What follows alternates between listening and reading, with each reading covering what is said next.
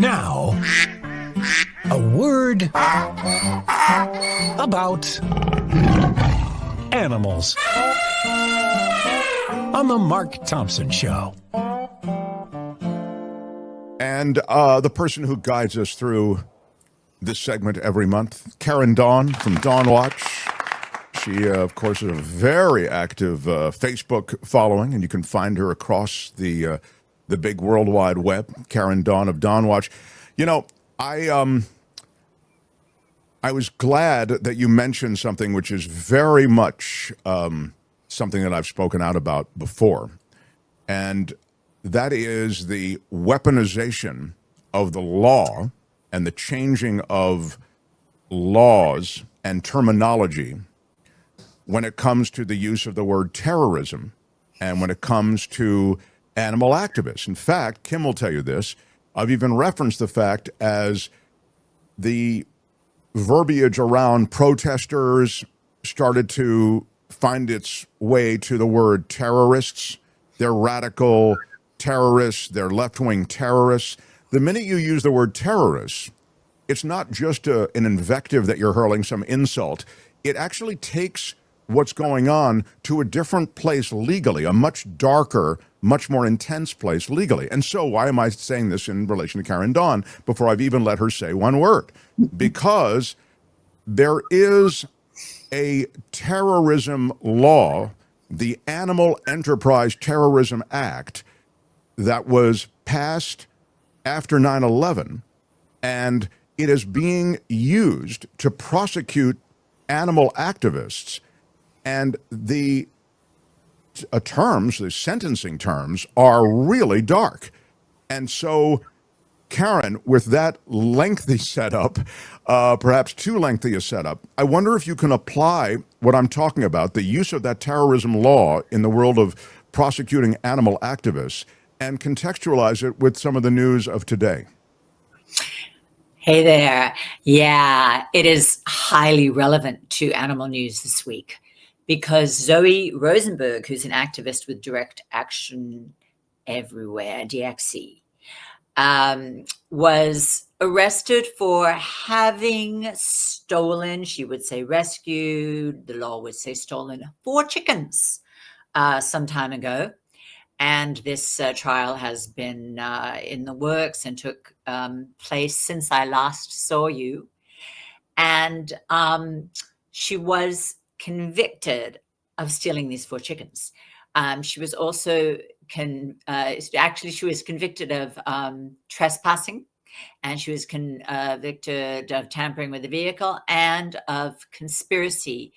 And what is of great concern, you know, activists don't really mind being convicted and arrested and for their activism. It's a pretty, there's a nice history of activists being willing to be arrested during protests, etc. But one of Zoe's convictions is for felony conspiracy. And that is to do with what you were just talking about, which is the Animal Enterprise Terrorism Act, which was a law that was passed in the wake of 9/11, when the whole country was on alert for terrorism. And the biomedical and big agribusiness industries cynically used this fear to push through a law which had nothing to do with terrorism, but which they called the Animal Enterprise Terrorism Act, so that it would get quickly passed without too much debate. And what this law did was it made it possible for any minor misdemeanor, such as trespassing, when it was done against an animal enterprise, the place that made money from animals, and as you know, we know that's generally from torturing animals, into a felony. So usually you can't call trespassing or some sort of conspiracy against a company a felony. But thanks to this law that got passed, basically by the legislators owned by the biomedical and big pharma industries, passed this law. There was hardly any discussion. And now when animal activists are just doing activism, such as taking 4 hens from a farm to put them on the internet and let people know the kind of conditions that they were living in and the horrors that they were going through at this industry. Suddenly, these activists are in fear of going to jail on felony crimes. And this is what's happened to Zoe. She got convicted. Now, interestingly, I think the DA, in her wisdom, did not prosecute trespassing as a felony. And I think, we've had times in the past where a DA chooses to over prosecute and then ends up with nothing, with no wins. So, they had the good sense to use their discretion only to prosecute the trespassing as trespassing, but they prosecuted the conspiracy charge as a felony. And so Zoe Rosenberg has been convicted of a felony. Now, whether or not she could go to jail for 4 years, or the DA does have the judge has the discretion to give her probation, and that's what we can hope for, that despite her having been convicted of a felony, she's not going to be serving time in prison, but that's yet to be seen. But the very fact that she has been convicted of a felony for stealing 4 chickens from a multi-million-dollar business is because of the ridiculous power of big ag and big pharma. It's the same. And those 2 lobby groups got together to pass the AETA, the Animal Enterprise Terrorism Act, which makes the most minor crimes into a felony if they're committed against animal enterprise. Yeah. So December 3rd, they will decide her fate in terms of sentencing. But to Karen's point, the important thing is, let me just state it bluntly, if you mess with our business, with our commercial business, we will prosecute you. And because we're big, bad business, we will prosecute you as a terrorist, and you will go away for a long time. So to be fair, when you say stealing these 4 chickens, it really is just that. I mean, I don't think you're making it sound any better or softer than it was. It was just taking these 4 chickens, but again, you're taking them from this business which has got 4,000 chickens, right, waiting to be hung upside down and have their throats cut. Or but to the point, you're messing with our business. You're on our property. This is our business, and we will prosecute you, and you will go away for a long time. And with Big Pharma, you can break into one of their labs. You can get one of their beagles or a couple of their beagles out of that lab situation. And if you do, you will be prosecuted as a terrorist, and you will go away for a long time because you're messing with our business, is their view. And I'll go one step further, and you should see this documentary. I think it's called Animal People. I did a podcast with them many years ago, and that was about a group of people who did nothing in terms of breaking in to any farm or any lab. All they did was they identified the bankers who were investing in these businesses that were involved with animal cruelty, and for just that embargo that they began to perpetuate and get enough momentum behind to create headlines and actually produce results. Just the embargo. They did nothing but just protest with signs and draw attention to these banks that were funding lab testing of animals. They prosecuted them as terrorists, and they went away for a long time. So this is serious stuff. And to me, it's a complete perversion of the law. And it is a violation of free speech in some of these cases. And as you suggest, in the case of Zoe, it's just the fact that she took these chickens to make a point. This is what that organization does. They're in the East Bay of San Francisco, and they do a lot of this stuff to bring awareness more than to really disrupt a commercial enterprise that's not going to miss 4 chickens. Yeah. And I think, I've mentioned a couple of times she took 4 chickens. Of course, they're not concerned about the loss of the chickens. They're concerned that the reason she did it was to call attention to what they are doing there, to get the camera pointed to the Petaluma farm, and to so that people, I'm sorry, not the Petaluma. It's To the Sonoma, farm. I think, up there. Yeah. Yeah, that way. Yeah. They're also wonderful.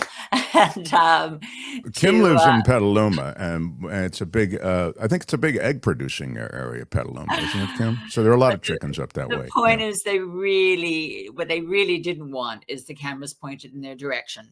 Because that's what she's trying to do, is to shine a light on what is going on there. And the less people know, the better for these companies. And sadly, they can get the legislators on board to back them with Sure. that, It's because there's no groups that give more money to the government than Big Ag and Big Pharma. Actually, Big Pharma's number one and Big Ag's number two. So I saw speaking of, lab animals and everything, I saw that those monkeys that were being transported in that truck, maybe you can tell the story better than I can. There was an accident and the monkeys get out. yeah, a truck turned over that was transporting a whole group of monkeys to be used in research. There's an awful lot of secrecy. And I've linked, you mentioned Facebook. I've moved over to Substack. I still post a little bit on Facebook, and DawnWatch.substack.com is where I post my Substacks. And all of these stories that we're talking about today are covered in the Substack I sent out yesterday. And as I call it, felony chicken rescue. And then I've mentioned the monkey murders. A truck overturned. A bunch of the monkeys got out of their cages. Unfortunately, there's a lot of secrecy as to where these monkeys were headed from the Tulane Biomedical Research facility. The truck driver unfortunately said that they were carrying all sorts of diseases, which it's now been said that they were not. We just don't know what to think, honestly. Some were shot by the police yesterday. There were 3 left who were running around. A homeowner, a mother, shot one in her backyard, a monkey, and she mentioned that she shot him and he was just standing there, and then she shot again and he fell over in order to protect her children, because she'd been told that they were infected with various dangerous diseases. It so happens they likely weren't yet, but that's exactly, they were headed to labs to be infected. And it's a shocking and sad thing to say that the ones who were shot on the spot were probably the lucky ones, because what these other monkeys have ahead of them is just unbearable. It's life in cages, to be tortured, to have strange viruses put in them. It's unconscionable. And I was so glad to hear Gary Dietrich mention MTG, Marjorie Taylor Greene, before, because bless her, she has been so outspoken on this issue. She actually, there's a quote in the article I shared about the secrecy around this from her, just saying it's just sad on every level. And she tweeted saying that she doesn't know a single taxpayer who wants their tax money going to this sort of thing. So here's another issue that Marjorie Taylor Greene has been willing to take a strong stand on, and we're very, DawnWatch is completely politically nonpartisan. What happened on? Are all the monkeys accounted for now? Yesterday there were 3 on the loose. 1 got shot by a woman trying to protect her children, so I believe there's 2 on the loose. Mm-hmm. One can only pray that a primate sanctuary can find them and retire them. The rest of them are on their way to the horror that they were already destined for. So. Let me just quickly handle this from Crashed on the beach. He says, so you allow theft for businesses you disagree with? Theft is theft. Yeah, I was saying prosecute the theft. And Karen was just saying prosecute the theft. No problem. Prosecute it. Karen just said she's used to, people who are activists are used to being arrested and prosecuted for these things.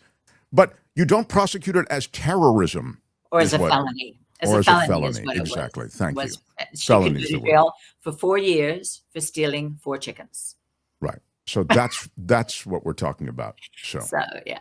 Karen, and I appreciate, by the way, I just want to say how much I appreciate a comment like that, because other people might have misunderstood and might have been thinking the same thing. No, we're not saying that she should get away with stealing the chickens. And that's what the DA said, is these people can't think they're above the law. And it's like, no, they're not trying to be above the law. So he's quite happy to be prosecuted for stealing the chickens. But the reason Cattle or owls? I can only accommodate one today. Which one would you like to speak of? I think owls. We had very, very bad news. It was looking for a while like it was going to be okay, but it's not. The barred owls are doing far better than the spotted owls in parts of rich forest, and the spotted owls are endangered.